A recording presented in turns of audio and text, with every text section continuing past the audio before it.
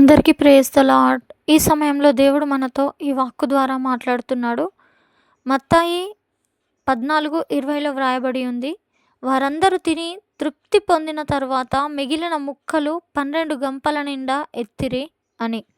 అవును, ఆ రోజుల్లో ప్రభు యొక్క ఆయన చెప్పే బోధను వినడానికి అనేకులు తండోపతండాలుగా ప్రభు యొద్దకు వచ్చారండి.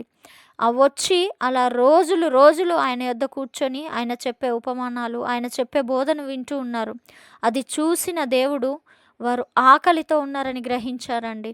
ఆ యొక్క ఆకలిని గ్రహించి తన యొద్ద ఉన్న శిష్యులతో చెప్తున్నాడు, మీ దగ్గర ఉన్న వాటిని తీసుకురండి, ఆ చిన్న వాటినే నేను దీవించి ఆశీర్వదించి మీకు ఇస్తాను, మీరు వీరికి పంచిపెట్టండి అని చెప్తున్నాడు. అవును, మన జీవితాన్ని కూడా చూస్తున్న దేవుడు, మనము కలిగి ఉన్న కొంచాన్నే దీవించే దేవుడు మన దేవుడు.